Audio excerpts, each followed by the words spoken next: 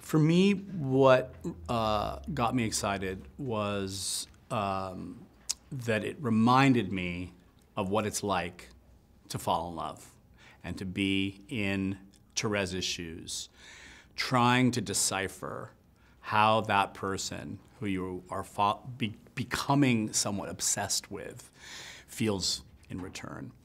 And how disempowered you are, how sort of shut out of the world you are, and what it does to you. And what's so interesting is when I read the novel, which this being the only non-thriller, non-crime themed novel of Patricia Highsmith's career, she makes a parallel between what the criminal mind does and what the amorous mind does, right?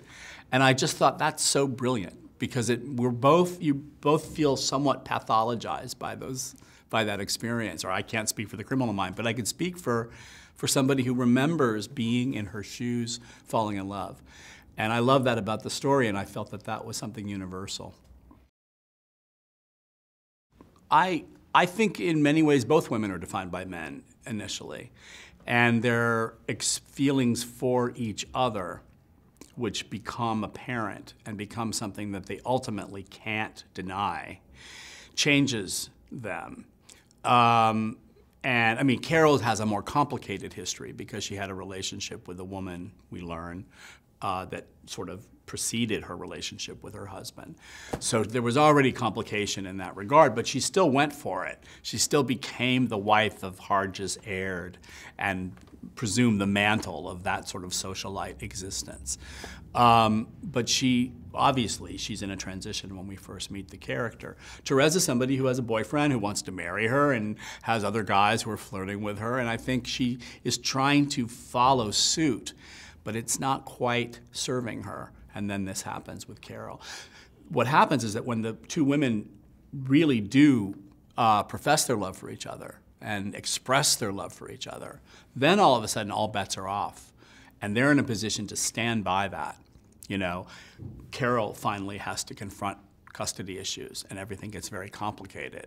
But for a moment, it's really like the love itself is what defines them. And I think Phyllis has always talked about that it's not, the fact that it's lesbian love wasn't gonna hold them back. Once they felt that the love was returned, that's all you really need to know when you're in love. Well, it's a privilege and an honor and a learning experience, whatever. It's all of those things when I work with Kate. This role being something so utterly different from what we had done previously, of course.